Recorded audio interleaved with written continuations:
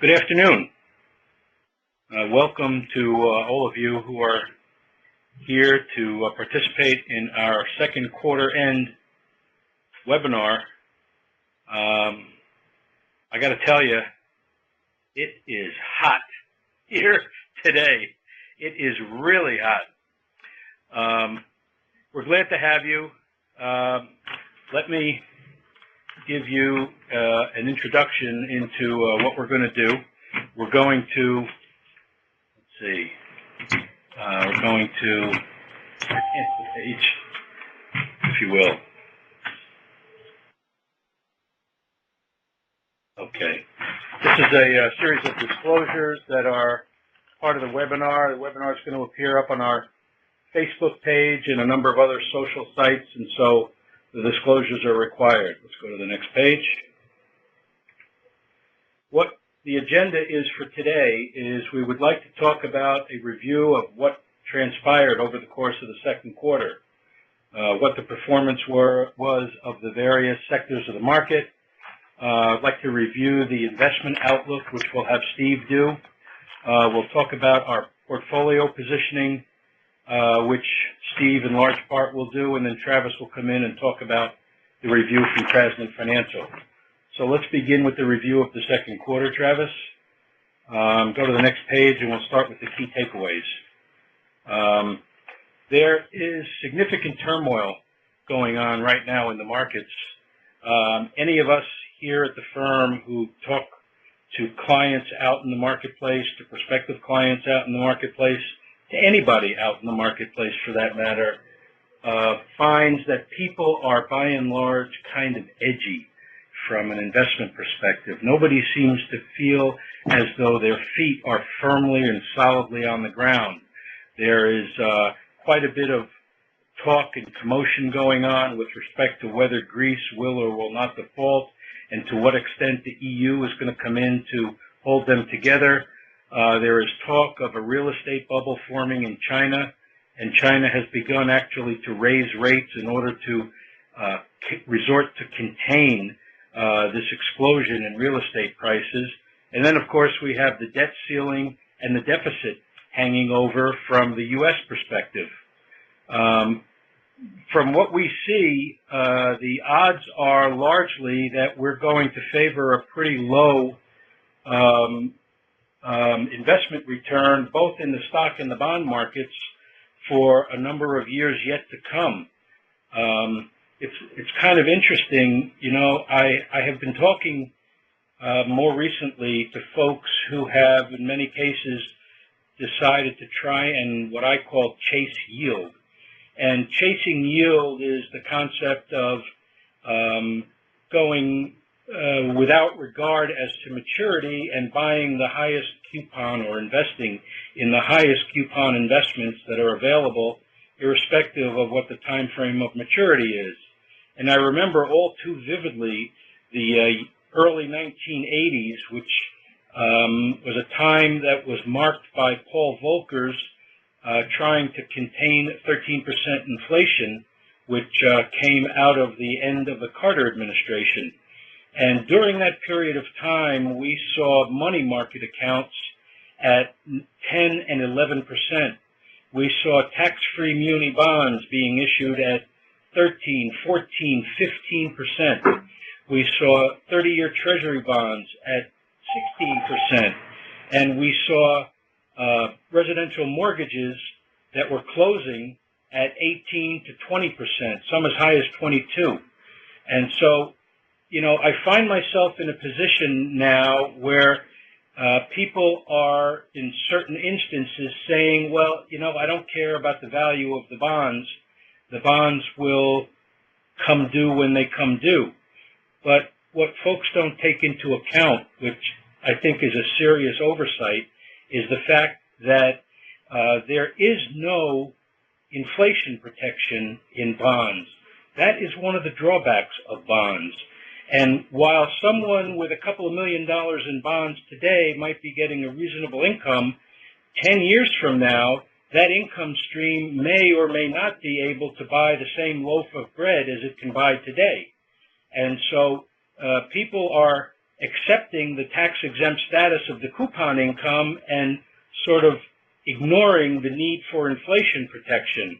Anyway, long story short is I really think it's worth repeating at this point in the business cycle and the economic outlook that even though we're in a low interest rate environment, I think people are well advised to play it close to the vest when it comes to their fixed income investments. At current valuations, at the moment, stocks are not priced to deliver particularly attractive returns. In the economy, there are a series of headwinds, one of which over the long term could be rising interest rates. It's not inconceivable that we could go through as long as a 20-year period of rising interest rates. So that's not going to help bond prices, and it's not going to help equities. And with interest rates very low, at the moment, we see the return potential for stock and bond investments as being fairly muted. We kind of think stocks could possibly continue to rise. If they do, we continue to be somewhat underweight to equities. We are very cautious on the market. We've had a tremendous run since the market low of March 9th, 2009. And so if stocks do continue their march up, we may begin to lag a bit. As a result of our caution, we are looking carefully and beginning to infuse into the portfolio several other kinds of investments, which Steve will give you more information on. And compelling opportunities, yes, they will be out there, but there is one thing that's required in order to benefit from them and make sure we have what we call dry powder, and that is patience. So with that, let me just turn the page here and tell you that in summary, over the period of the last quarter, domestic stocks finished the quarter essentially flat. There was a pretty good decline and then a bounce back, actually, the very last week of June. And so the market on domestics closed fundamentally flat. Bonds had a reasonably good quarter. Our Bond Plus portfolio fared very well. Foreign stocks and developed market stocks gained while emerging markets fell.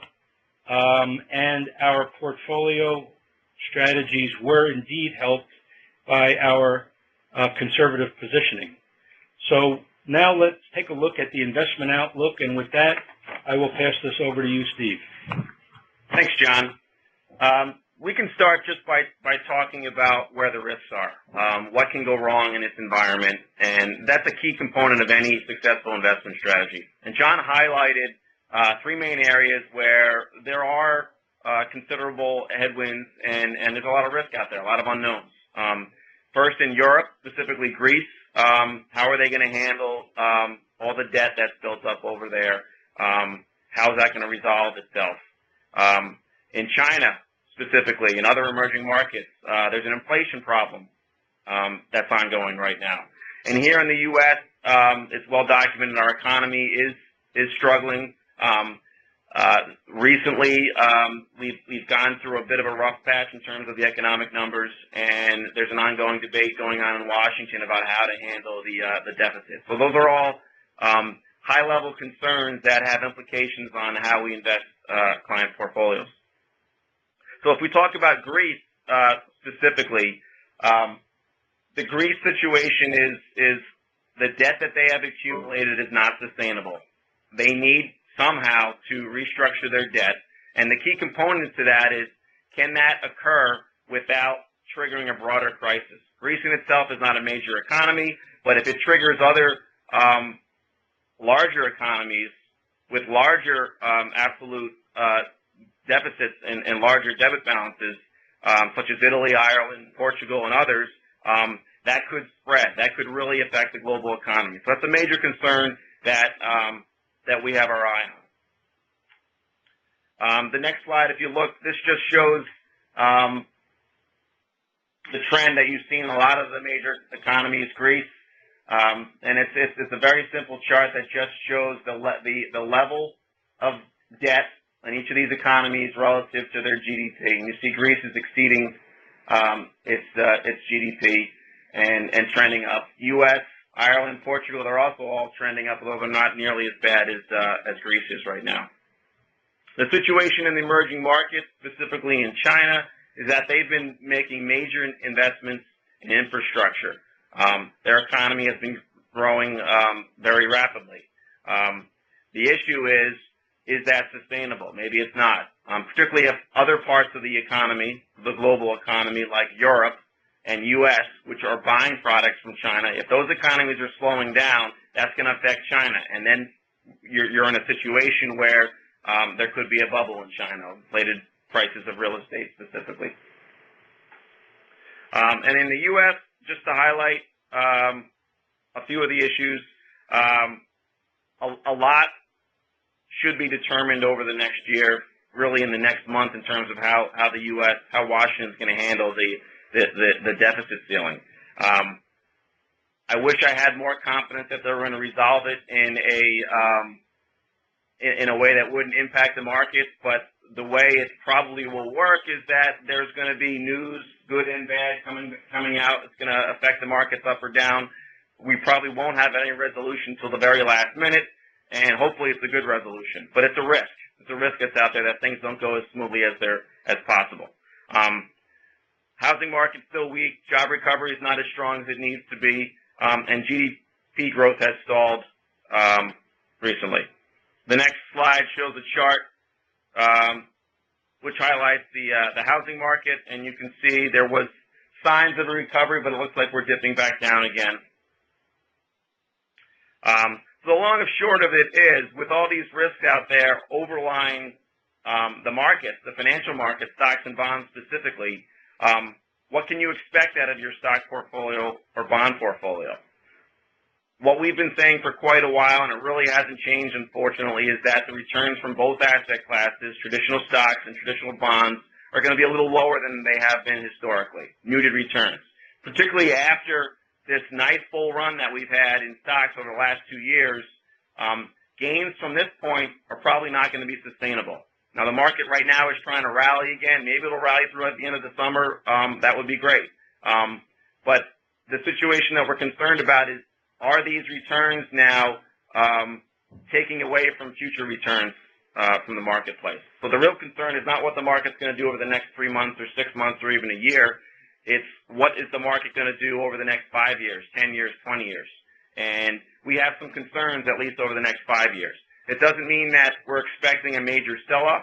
It doesn't mean that we expect no positive returns. What it does mean is that we think caution is in order. And the same could be said on the bond side. Interest rates are very low, and therefore your return expectations from bonds is also low accordingly. And this demonstrates right here, this is a chart of bond yields. And it's corporate bond yields and treasury bond yields. And you've seen, like John mentioned, going way back to the early 80s, until recently, interest rates have trended down. This has represented a tremendous bull market in bonds. But now with rates as low as they are, that bull market is likely over. And now a bond investor needs to be more selective and has to be more wary of the risks out there, which is what John was talking about, how we're positioned. So if you look at how our portfolios are constructed, three main components are overriding our decision-making process. And essentially what this represents is you want to have a portfolio that serves different purposes. You want a core portion of your portfolio that's going to provide tax-efficient exposure to risk asset classes like stocks and also safer asset classes like bonds. When you're investing in the core side of your fund, the opportunity to outperform is not high. So what you want is nice broad-based exposure to those asset classes. On the tactical side, that's where we try to add value. And we try to do it in two ways. One way is to adjust the allocation out of areas that are less attractive, like long bonds right now, and into areas that are more attractive. And we'll discuss a few of those areas a little later. The other way we try to outperform tactically is by using a select group of institutional money managers on the bond side and on the stock side that try to outperform the indexes. And the third area, which is designed to provide risk reduction, is what we call alternative assets. And this is a newer area of our portfolio. We're going to be adding to that in all client accounts this month, actually. And we've even begun it in some client accounts. And I'll go into that in a little greater detail. So as I mentioned, our bias right now is conservative. Quite honestly, there's a lot of risk out there. There's a lot of uncertainty. And given that, especially since we don't see a significant amount of upside, we don't believe it's prudent to open ourselves up to that downside risk, right? So it really comes down to what's the opportunity cost of being conservative. Well, right now, I'm very happy to say that our portfolios are performing very well. We're meeting client goals, and we're doing so without exposing ourselves to significant risk. And I think that's going to continue.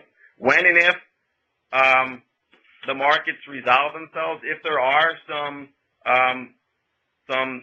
risks that hit the stock market or the bond market, which cause a sell-off or change the valuations that we see out there, we are positioned perfectly to then reallocate capital into areas that should offer attractive returns. We just don't see them in a lot of areas right now. One area that is attractive and continues to be attractive, and for clients that have taxable accounts, it's representing the majority of their bond assets. It's muni bonds. I mean, muni bonds have rallied quite a bit this year. They're performing very, very well. There's still a lot of headline risk out there. We're not trying to say that all municipalities are going to perform fantastically. There are some struggling municipalities out there. That's exactly why you need to be selective in where you invest in the asset class. But if you just look at what's available in the marketplace right now, muni bonds relative to treasuries are extremely attractive. So the tactical moves that we have in place right now, these are moves that we are using to shelter clients from risk or increase returns. Emerging market local currency bonds are still in our client portfolios. They're performing very well. They were up 4% as an asset class just this last quarter, and yields are attractive, and it provides a great hedge against the U.S. dollar declining. Arbitrage strategies. We've discussed it a little bit at a high level. We are making some additions to client portfolios. We are going to add this strategy in a small way to all client portfolios. We think it's going to be a great diversifier for client accounts. High yield bonds, they're not on this sheet, but we still own high yield bonds. We are not as high on high yield bonds as we once were, but they're still performing well. They're keeping pace with the stock market, and they're doing so in a way that throws off a lot of yield, which works very well with most of our portfolios. We own some flexible income portfolios. These are PIMCO Unconstrained, JP Morgan Strategic Opportunity, Loomis and Sales. These are bond fund managers that have a lot of experience in performing well in a tough market for bonds. So they have the ability to short treasuries, to go long emerging market bonds. They have a lot of flexibility, and we think it's prudent to use these managers to leverage their skill to supplement our core strength in bonds. And then equity and core fixed income underweights, that's where we're funding the tactical opportunities. We're taking a little bit of money off of traditional stocks, a little bit of money off of traditional bonds, and we funded these areas which we think offer a lot of opportunity.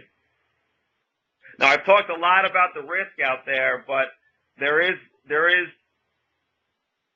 a good rationale that says, well, what if the risks don't come to play? What if we are being overly cautious in this marketplace right now? What if Washington does resolve the debt ceiling better than expected? What if Europe does resolve their issues with Greece? Well, that could all provide a nice boost to the stock market, and we haven't given up completely on stocks. We still have significant positions in the stock market. So there's a lot of situations where the market could keep going, particularly in the near term. Now let's talk a little bit about the arbitration strategy. What is it? It's a little bit of a complicated strategy. It's new to a lot of our clients. In simple terms, an arbitrage strategy is it's a hedge strategy. What it attempts to do is invest in situations where there is a pricing discrepancy. The most common form of arbitrage is merger arbitrage, and that's the case where one company is trying to buy another company. And typically what you'll see when that happens is a merger announcement will come out. Let's say a company wants to buy another company at $100 a share, and that company that's going to get acquired will immediately trade up to close to $100, but not all the way up to $100. So what this type of strategy does is try to profit from the high likelihood that the acquiring company won't go anywhere, and the company to be acquired will trade up to $100. So what it tries to do is maybe buy a company at 95, and as it appreciates to 100, capture that $5 difference, and then do it again for the next merger opportunity. There's other situations where by using convertible bonds and underlying stock, you can calculate price discrepancies. The key is it's a pretty complicated strategy. It's not something that an individual investor should be doing by themselves. But what it does is generate positive returns, really bond-like returns. This is not a strategy where you're going to generate double digits. But it's designed to try and generate nice single digits, mid-single digit returns without having a lot of risk. So bond-like returns without all the interest rate risk. And if it can achieve that, and the funds that we focused on have shown a history of being able to do that, you add them to our portfolio, and now you have an additional source of return that's actually reducing risk, and it's going to improve the efficiency of our portfolio. So you'll see some trades in your accounts, if you haven't already, over the next month. As I said, small allocations, 2 to 3% just to start, and we may add to that strategy or other similar strategies down the road. Do you want to use this opportunity to comment on the issues regarding structured notes? We have been in contact with clients over the prior quarter and talked about it, and we've made a decision. You might want to comment on it. Well, we also want to expand the alternative investment side of our portfolios. So arbitrage is the first step that we're taking. Structured notes are something that we discussed at a very high level, I think at the last conference call, and maybe with some of you individually.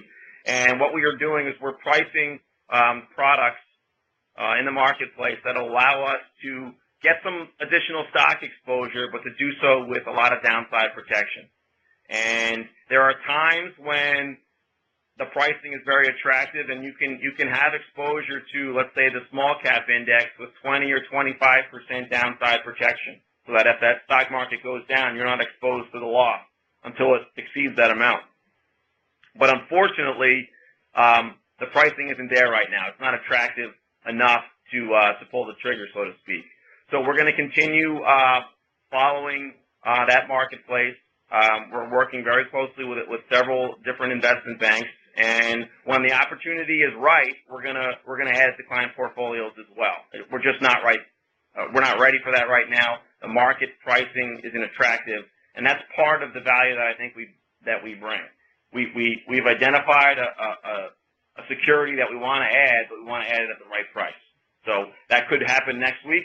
It could happen next quarter, or it might not happen until next year. But we think it's going to happen eventually. Hopefully sooner rather than later, but we'll see how the market plays out. And just some final thoughts on my end. Again, I just wanted to highlight, although I may seem overly negative, there's a lot of positives going on right now. If you look at your performance over the last several years, client portfolios have done extremely well. And if you have goals that you're working towards, I'm sure that performance has helped you move into a very good position to achieve your goals. And we've done so without exposing ourselves to a lot of risk. So I think there's a lot of positive that can come out from this. And, you know, although we don't see a lot of opportunities today, we do have a lot of dry powder. We are ready to move when the opportunity presents itself, like in structured notes. But as always, there's a lot of areas that are under our radar screen, emerging market stocks, dividend-paying stocks. There's a lot of opportunities that are out there right now. And if the pricing is right, if the risk-reward ratio is attractive, we're ready to move for your portfolios. And that's all I have. Thank you. And what I wanted to do here is I wanted just to follow up on a conversation we had during last webinar where we talked about some changes that were coming. And I wanted just to reiterate that we have new reports out to clients now, so you should be getting those reports now and looking at them. And you'll see some differences in the way we've added pie charts to our client reports to help visually describe how the portfolios are allocated. We've also changed around the columns, so less important information we've tried to take out of the reports. More important information we've tried to add to the reports, like performance, total return performance is on there now, so that should help you better determine what the position has actually done. Secondly, you'll notice if you go to krasneyfinancial.com, you'll see we have a new website up, and we're still a work in progress, but we hope to have some really nice things on this website. For example, when we're done with this webinar today, we're going to post the presentation to the website. You'll be able to look at it. If you weren't able to see the whole thing today, or refer a friend to look at it, or whomever. We'll also have some videos that John's going to do and Steve's going to do about the description of our firm. We also have a secure client vault, so now you can receive your reports online, on demand, at your request, and you can give them to your accountants or your attorney, whomever, but you don't have to wait for them to come to your address, and if you lose them, you'll be able to access them whenever you like. And also, Steve mentioned some of the stuff we're doing on the investment side. So all the stuff we're doing on the investment side, as far as alternative investments, we're trying to smooth out the returns in the portfolio to help clients sleep better at night and help them achieve their goals easier. So that's the whole idea behind that. And so right now, if anyone has a question, we'd like to answer that. All you have to do is if you look up to the taskbar, you'll see a Q&A button. You click on that Q&A button, you type in your question, you hit send, we'll be able to answer that. And we'll just leave a few seconds for that. And also, if you're on the phone and you'd like to ask a question, I'm going to unmute that right now. All callers are unmuted.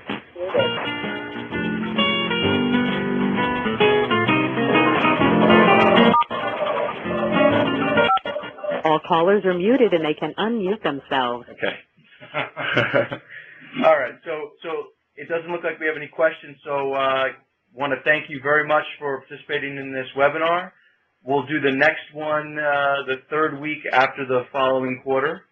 So that would be it would be approximately the 21st or so of October. Right. Right.